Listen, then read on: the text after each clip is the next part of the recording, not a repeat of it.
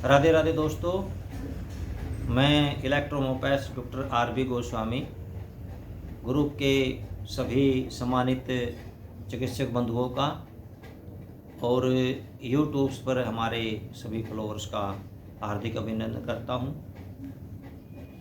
दोस्तों, हम जो है इलेक्ट्रोमोपैथी में प्रैक्टिस ऑफ मेडिसिन के अंतर्गत पिछले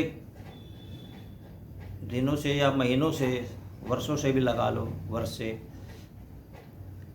हम जो चर्चा करते आ रहे हैं और इस दौरान में हमने जो है वेरियस डिजीज पर जो है वीडियो लेक्चर के माध्यम से चर्चा की है। उम्मीद करता हूं कि आपने उनका जो है भरपूर उपयोग किया होगा और लाभ उठाया होगा। आगे भी आप जो है इसी प्रकार से जो है वीडियो लेक्चर का लाभ उठाते रहिए। जो साथी हमारे नए हैं, पहली बार जो है यूट्यूब चैनल को देख रहे हैं, वीडियो लेक्चर को सुन रहे हैं, तो उन साथियों को मेरा सजेशन है कि वो इस वीडियो यूट्यूब चैनल को हमारे को जो है वो सब्सक्राइब कर लें, बेल आइकन का बटन भी साथ में प्रेस कर दें ताकि आगे कोई वीडियो का नोटिफिकेशन वीडियो आए तो उसका नोटिफिकेशन आपको सबसे पहले मिल जाए। तो साथियों, आइए आज हम जो है बात करते हैं एक डिजीज़ के ऊपर और जो काफ़ी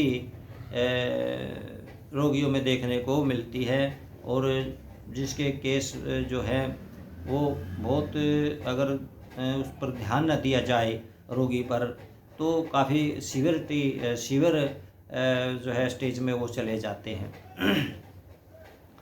साथियों, वीडियो शुरू करने से पहले जो हमारे साथी जो हैं, कुछ हमारी बुकें हमारे पास में शेष हैं। एक ग्रुप को तो सभी पुस्तकें जो है सभी साथियों ने ले चुके हैं और दूसरे ग्रुप में कुछ हमारे साथी जो हैं वो अभी जो है इस बुक से वंचित हैं, तो वो चाहे तो जो है वो बुक ले सकते हैं। कुछ प्रतियां हमारे पास में शेष बची हुई हैं। और साथियों, जो हमारे साथी हमारे साथ में जो है औषधियों के क्षेत्र में हमसे के साथ जो है काम करना चाहते हैं तो उनका भी हम स्वागत करते हैं। हमारे पास जो है स्पेजरिकिसेंस से लेकर के और पेटेंट मेडिसिन हमने अभी तक जो है तैयार की हैं और हमारे साथियों ने बहुत अच्छा जो है उसका फीडबैक हमें दिया है। बहुत अच्छे जो है वो प्रोडक्ट जो है काम कर रहे हैं। तो जो साथी जो है एजेंसी लेना चाहते हैं और काम करना चाहते हैं इस स्तर पर, अपनी प्रैक्टिस के साथ साथ में जो है औषधियों के वितरण में भी जो है कुछ करना चाहते हैं, तो उन साथियों का स्वागत है। वो हमसे जो है स्क्रीन पर दिए गए फ़ोन नंबर से जो है संपर्क कर सकते हैं। उसमें क्या नियम और शर्तें हैं वो उसको बता दी जाएंगी। तो आइए चलिए साथियों, आज हम वीडियो शुरू करते हैं। आज की बीमारी है साथियों डिस्फेजिया। डिस्फेजिया यानी कि आहार नलिका अवरुद्ध हो जाना, भोजन निगलने में कठिनाई। तो आज हम इस पर चर्चा करेंगे साथियों, जब तक हवा, पानी, खाना शरीर को बराबर मिलता रहे तो तभी तक जो ये शरीर जीवित रहता है, जीवन संभव है। इसके अभाव में जो है शरीर जीवित नहीं रह सकता। इन तीनों में से कोई भी ना मिले तो जीवित शरीर जो है नहीं रह सकता। और सोचो साथी, ऐसा हो जाए तो फिर क्या हो? ऐसा होता है, वो होता है कि आहार नलिका अवरुद्ध हो जाना। उसके कारण हैं, कई कारण है, उसके बताएंगे आगे चल करके। साथियों, हमारी बॉडी के अंदर मुख, माउथ जिसको हम बोलते हैं, भोजन का जो है मुख्य प्रवेश द्वार है।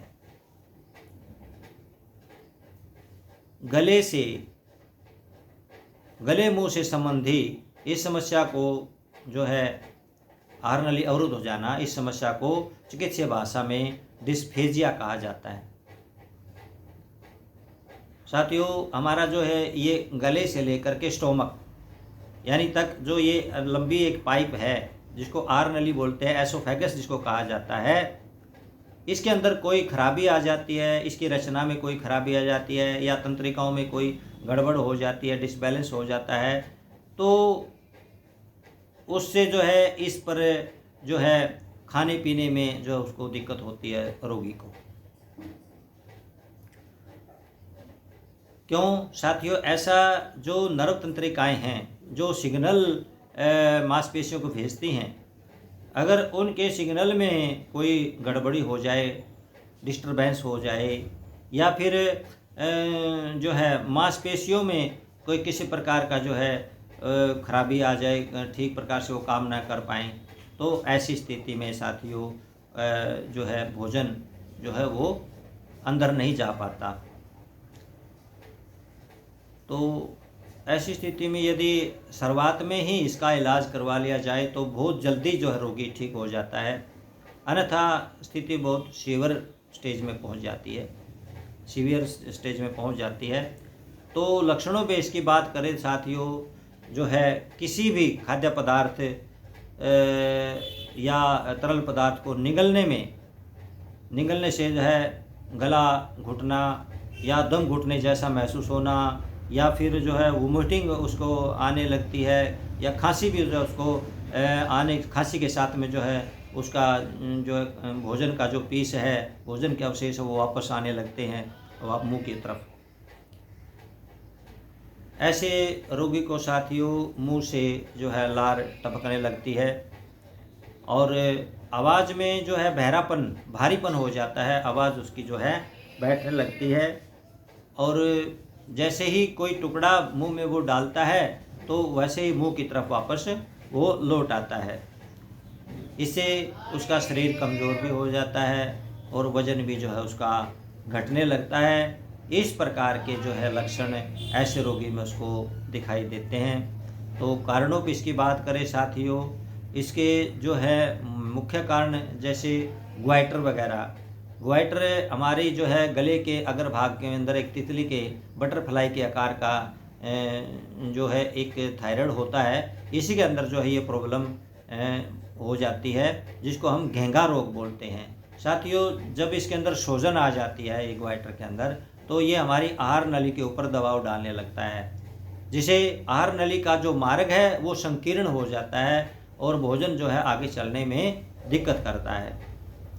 और साथियों दूसरा जो है तंत्रिका, जैसे बताया था कि तंत्र संबंधी विकार अगर कोई आ जाए, यदि तंत्रिका ही सही तरह से सिग्नल ब्रेन से नहीं देंगी तो वो सामंजस्य जो होता है, जिसे ये शरीर हमारा चलता है ब्रेन से, नर्व तंत्र से चलता है, पेरिफेरल नर्व सिस्टम जो है वो संकेत को लाने ले जाने का कार्य करते हैं, जब वो ठीक तरह से काम नहीं करता तब भी जो है इससे सामंजस्य में कमी आ जाती है और भोजन को निगलने में कठिनाई होती है, ये तंत्रिका का ठीक तरह से काम नहीं करने से।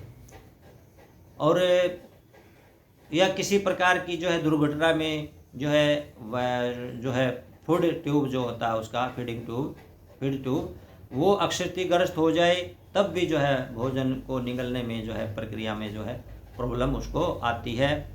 और पेट के निचले हिस्से या मांसपेशियों में को जो है राहत न मिलने से भी जो है इस प्रकार का ये रोग हो जाता है।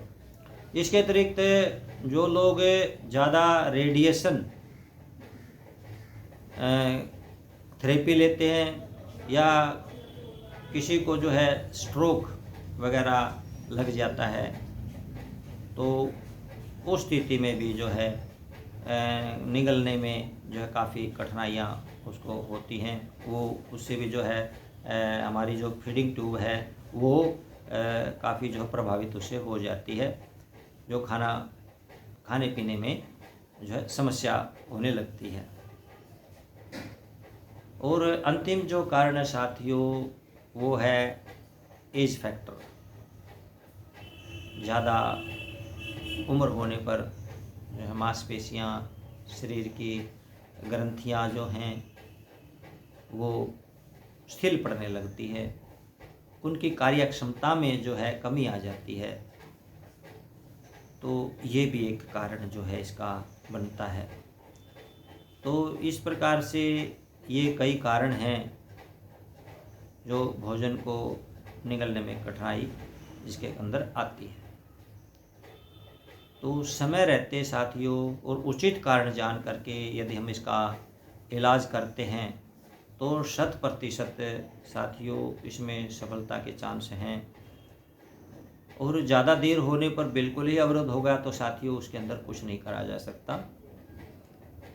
इसलिए थोड़ा सा समय जैसे ही मिलता है, ये लक्षण जैसे बताए हैं, इन लक्षणों में कोई लक्षण दिखाई देते हैं तो तुरंत जो है उसका जो है जो भी रिक्वायरमेंट है टेस्ट की वो करवा करके जैसे एंडोस्कोपी वगैरह है इत्यादि ये करा करके आप देख सकते हैं और तुरंत उसका इलाज कर देना चाहिए।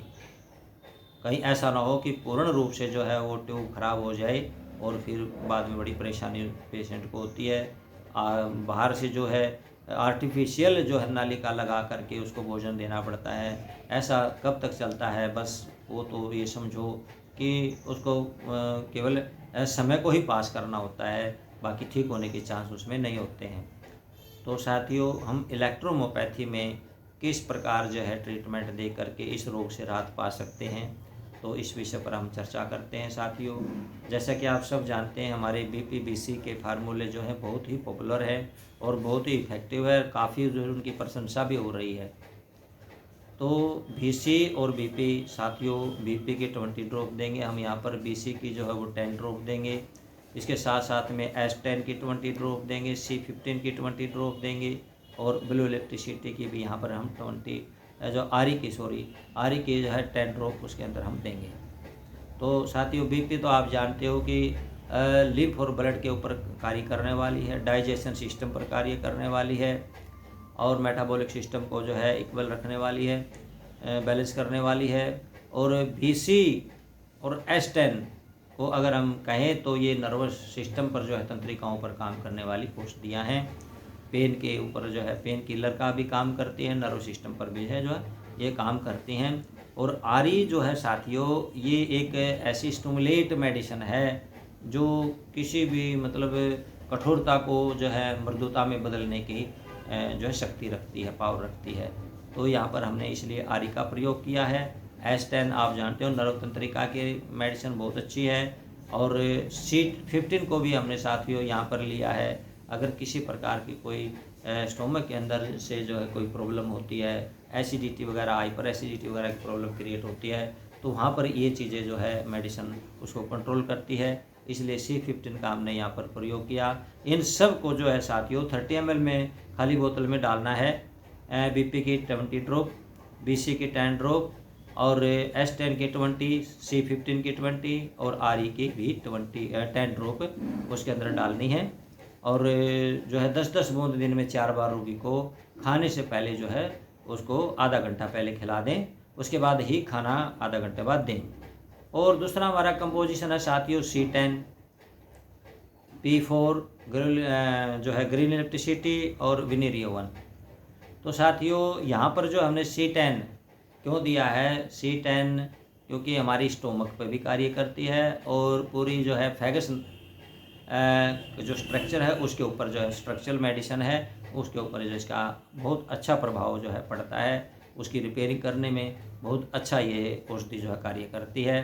दूसरी है जो विनेरियो 1 साथियों, जब कोई रोग असाध्य सा जान पड़ता है या कठिनता की ओर जो है कठिन साध्य है जिसको हम बोल सकते हैं, तो उस स्थिति में या पुराना हो जाता है तो उस स्थिति में जो है विनेरियो 1 जो है ऐसे जटिल रोगों को ठीक करने में जो है अपना अहम स्थान रखती है। तो विनेरियो 1 का हमने यहाँ पर इसलिए प्रयोग किया है। P4 साथियों, जैसे कफ की समस्या जब बॉडी के अंदर बढ़ जाती है तो खांसी आने लगती है, उसमें भोजन में भी इसी तरह से होता है। जब ये किसी प्रकार का जो है खांसी आती है तो खांसी के साथ में ही खाना वापस आने लगता है। तो यहाँ पर आप P4 जो है ऑप्शनल है, आप यहाँ पर मिला सकते हैं अगर खांसी आती है। तो नहीं आती है तो यहाँ पर इसको जो आप स्किप भी कर सकते हैं। और दूसरा जो है हमारी ग्रीन इलेक्ट्रिसिटी आप जानते हो और सेल टिश्यू की जो है औषधि है, सेल टिश्यू पर जो है काम करती है। पुराने जख्म हैं या कोई स्ट्रक्चरल डिस्टरबेंस आ रहा है बॉडी के अंदर, तो वहाँ पर जो है ग्रीन इलेक्ट्रिसिटी हमारी बहुत अच्छा काम जो है करती है। तो इन सब की जो है साथियों आपने 10 ड्रॉप ले लेनी है और 30 ml में डालना है। यदि रोग अक्यूट है और यदि रोग ज़्यादा पुराना हो चुका है तो वहाँ पर इसको 5-5 ड्रॉप आप कर लेना। तो ये हमने जो बताया है अक्यूट का बताया है, अभी जो है ज़्यादा पुराना रोग नहीं हुआ है तो वहाँ पर 10 ड्रॉप लें। यदि थोड़ा सा पुराना हो गया है, क्रोनिकता में चला गया है, तो वहाँ पर आपने 5-5 ड्रॉप लेना है। तो 30 ml में लेकर के 10 ड्रॉप जो है QID भोजन के आधा घंटा बाद, जैसे भोजन कर लिया है उसके आधा घंटे बाद जो है रोगी को इसमें दें। साथियों इसके साथ साथ में जो है रोगी को जो है जूस वगैरह जैसे है लिक्विड मात्रा में उसको ज़्यादा से ज़्यादा जूस वगैरह जो है वो पिलाया जाए। और लोकल कंप्रेक्स में हम जो है रोगी को साथियों यहाँ पर जो है A2C5 F2 और जो है RE और BE, ये जो है 5 मेडिसिन हमने D3 से लेना है 12-12 बूंद, और 30 ml में जो है इसको डालना है 27 ml में, बाकी का डिस्टिल वाटर डाल देना। तो इसकी क्या करना है साथियों, 40 बूंद 2 लीटर गुनगुना पानी करके उसमें 40 बूंद डाल देना, और उससे जो है हमारी एसोफेगस ट्यूब जो है उसके ऊपर जो है इसका 20 मिनट सुबह 20 मिनट शाम को जो है स्काई करें, कंप्रेक्स दें। ऐसा करने से साथियों धीरे धीरे जो है वो ट्यूब जो है एसोफेगस ट्यूब जो है वो खुलने लगती है और खाना आने जाने में जो है आसानी होने लगती है।